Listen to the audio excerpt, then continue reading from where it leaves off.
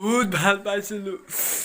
বহাগতে তাইক বিয়াখনো পাতিম বুলি ভাবিছিলোঁ, কিন্তু নহ'লে, একো নহ'লে, চবছে। হ'ব দে, তইতো ছোৱালী এজনী যেন তেন মতাব পাৰিলি, মইতো তাকো মতাব নোৱাৰিলোঁ।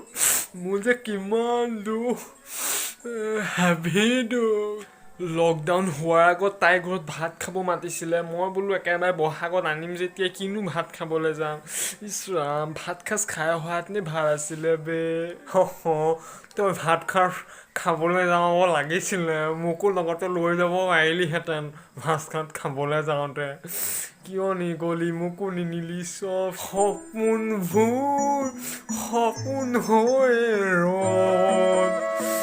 দি থক মোৰ, দি থক। মই গালি যেতিয়া ময়ো গাই দিওঁ অলপ আৰু দেই বন্ধু। সপোনবোৰ বাস্তৱ হ'বলৈ গৈছিলে, বাস্তৱ হোৱাৰ পথতে ভাগি থাকি